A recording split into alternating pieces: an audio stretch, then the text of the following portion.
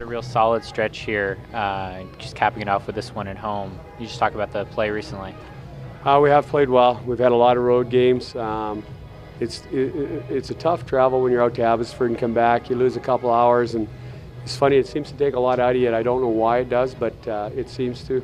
I didn't think we were maybe quite as good tonight as we had been on the road, but I think San Antonio played real well. They got a good team, and I thought they battled hard tonight, and they didn't give us a lot.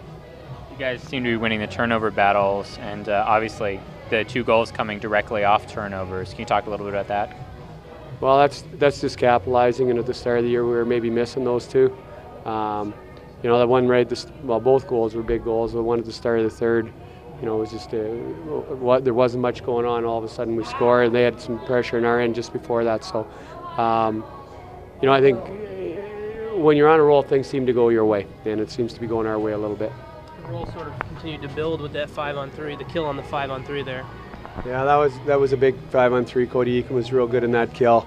Nilstorp was real big, and everybody was. Like, all the guys that were on the ice played it well, and did a good job. That could have changed the game for sure.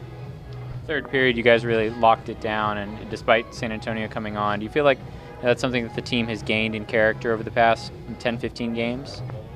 No, you could look back to the very first game against Charlotte. We were down 3-1 in the third, and we come back to win that game. That's as much character. It's probably easier to lock one down maybe than to come from behind in some ways. So I think we did. I think we've shown that throughout the year.